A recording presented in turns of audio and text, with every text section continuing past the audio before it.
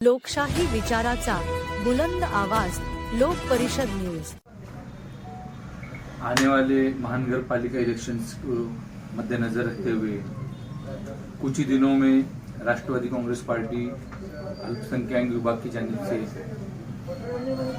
और महाराष्ट्र राज्य अल्पसंख्यक आयोग की जानिब से आने वाले दिनों में अल्पसंख्यक आयोग अब्दादारी और जन सुनवाई जो महाराष्ट्र राज्य अल्पसंख्यक आयोग के अध्यक्ष हैं नामदार प्यारे खान साहब, इनके नेतृत्व में जल्द ही हम औरंगाबाद शहर में जन सुनवाई आयोजित करने जा रहे हैं, जिससे यहाँ के स्थानिक लोगों के जो भी समस्या हैं, जो भी इश्यूज हैं, जो लोगों को मुंबई को आना मुनासिब नहीं है, उन लोगों के लिए, उनकी सहूलत के लिए, उनकी फैसिलिटी के लिए, उन लोगों की माइनॉरिटी कम्युनिटी के जो भी लोग हैं, उन लोगों के जो भी पेंडिंग इश्यूज हैं, जिन पर भी जुल्म हो रहा है, अत्याचार हो रहा है, या किसी कॉरपोरेशन हो या कलेक्टर ऑफिस हो, उनके जो भी पेंडिंग काम हैं, या महानगर पालिका की शिक्षण संस्था हो,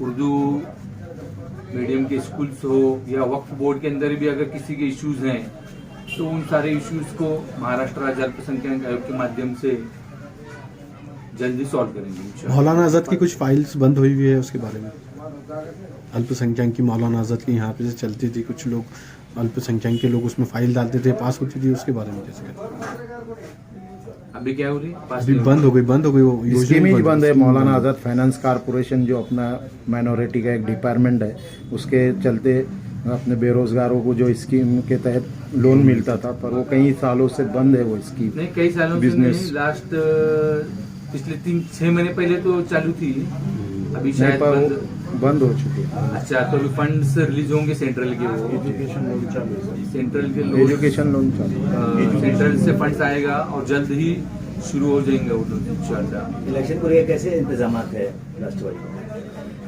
आज महाराष्ट्र भर में राष्ट्रवादी कांग्रेस पार्टी के हमारे जो अध्यक्ष हैं आदरणीय अजितदादा पवार साहब, और हमारे प्रदेश अध्यक्ष आदरणीय तटकरे साहब हैं, उनके नेतृत्व में आज बहुत ही अच्छा माहौल है। राष्ट्रवादी कांग्रेस पार्टी, खास तौर पर आपको बताना चाहूंगा मैं, आज माइनॉरिटी कम्युनिटी के जो लोग हैं, आज वो लोग ज्यादा से ज्यादा तादाद में राष्ट्रवादी कांग्रेस पार्टी के साथ जुड़े हुए हैं। काफी सारे कॉरपोरेटर हो, माजी महापौर हो, नगर अध्यक्ष हो, महाराष्ट्र भर से काफी सारे लोगों की इनकमिंग चालू है। आप देखते होंगे, ये सब लोगों को पता है कि आज महाराष्ट्र के अंदर अल्पसंख्यक समाज को अगर कोई न्याय दे सकता है, अल्पसंख्यक समाज को सुरक्षा अगर कोई नेता दे सकता है, तो वो एकमेव नेतृत्व आदरणीय अजितदादा पवार साहब हैं। महायुति सरकार में आने के बाद भी आदरणीय दादा ने मुसलमानों के आरक्षण के लिए, मुसलमानों की सुरक्षा के लिए एक बैठक लगाई थी, आप सबको पता होगा। आदरणीय दादा इस महाराष्ट्र के डेवलपमेंट के लिए सत्ता में शामिल होने के बाद कुछ ही दिनों में मुस्लिम समाज को, अल्पसंख्यक समाज को किस तरह से आरक्षण मिले एजुकेशन में, उन्होंने उसका जायजा लेकर उस पर काम शुरू है। और आपको सब लोगों को पता होगा, महाराष्ट्र भर में जहां कहीं भी अल्पसंख्यक समुदाय पर जुल्म होता है, नाइंसाफी होती है, तो वहां उनकी मदद के लिए, उन्हें न्याय दिलाने के लिए महायुति सरकार के माध्यम से इस राज्य के उप मुख्यमंत्री आदरणीय अजितदादा पवार उनकी मदद के लिए खड़े हो जाते हैं। मतीन नगर सेवक जो है, उनके ऊपर भी ऐसे हमले हुए थे, उनको भी सिक्योरिटी लेना पड़ी, उससे कैसा देखते हैं? देखिए, जो कुछ भी हमले किए हुए हैं, झूठे केसेस किए हुए हैं होंगे, तो उन पर सीआईडी चौकसी की मांगनी कर रहे हैं मतीन भाई, तो उन पर जरूर ऐसे लोगों के ऊपर कार्रवाई की हम मांग करेंगे। आदरणीय दादा से भी इस बारे में बातचीत करेंगे। महानगर पालिका इलेक्शन में युति करेंगे कि या अकेले लड़ेंगे राष्ट्रवादी? नहीं, उसका फैसला तो अभी वरिष्ठ उसका तय करेंगी।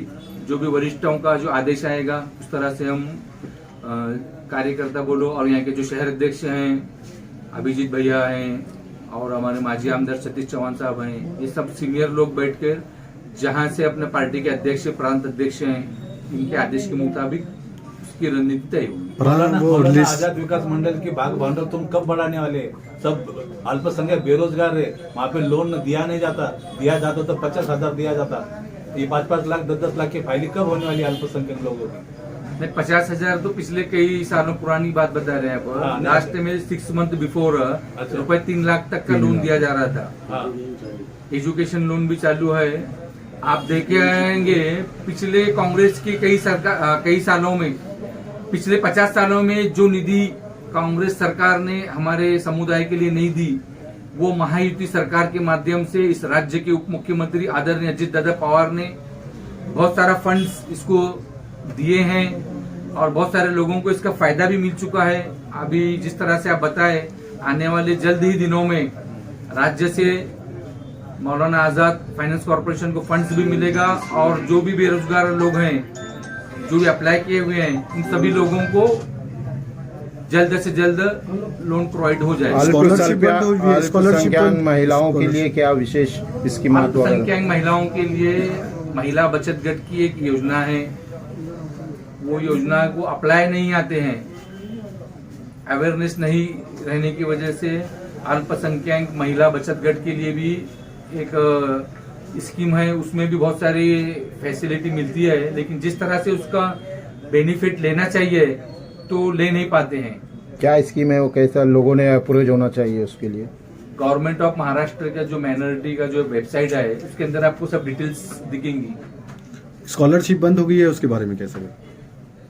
वो तो सेंट्रल गवर्नमेंट की तरफ से अल्पसंख्यकों को पहले मिलती थी स्कॉलरशिप बच्चों को, लेकिन अभी कहीं कुछ हो ही नहीं रहा है, उनको मिल नहीं रहा है पढ़ाई के लिए।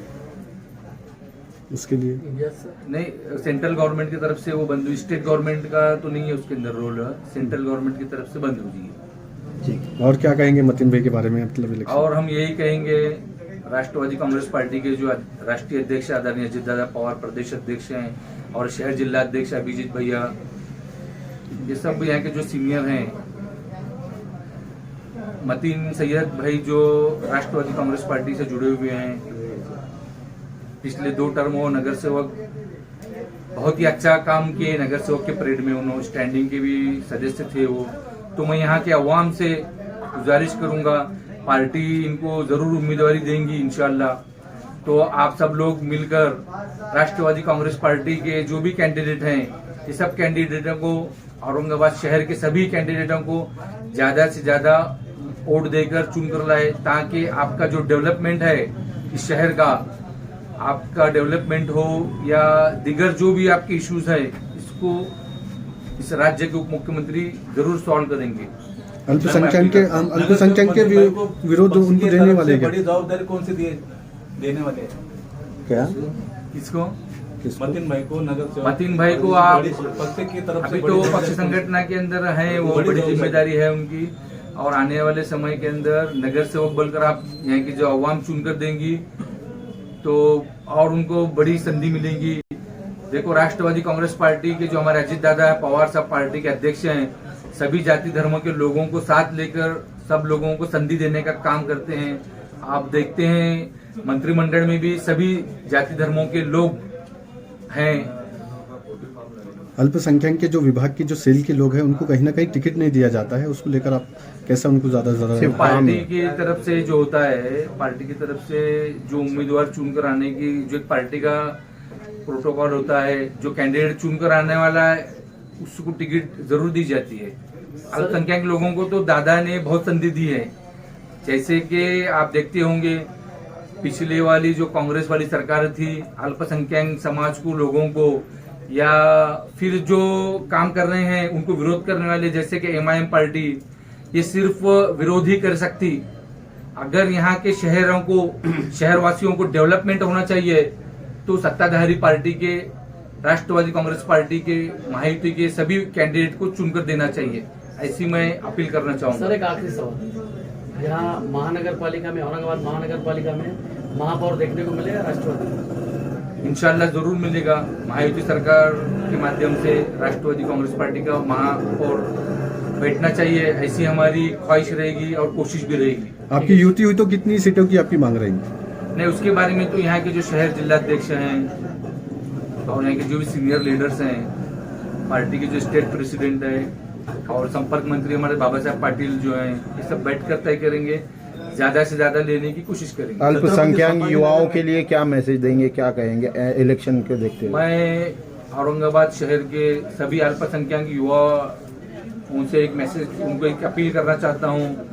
आप किसी भी जातिवादी जो पार्टियां हैं उनके बहकावे में न आते हुए आप इस राज्य का और इस शहर का विकास और रोजगार और बाकी के जो भी आपकी सुविधा हैं, जो पायाभूत सुविधा है, अगर आपको जल्द से जल्द इस शहर में चाहते हो तो आप सत्ताधारी पार्टी महायुति सरकार के जो भी हैं पार्टी के हमारे, इनके कैंडिडेट को चुनकर देना चाहिए, ऐसी मैं गुजारिश और अपील करता हूँ। Thank you sir.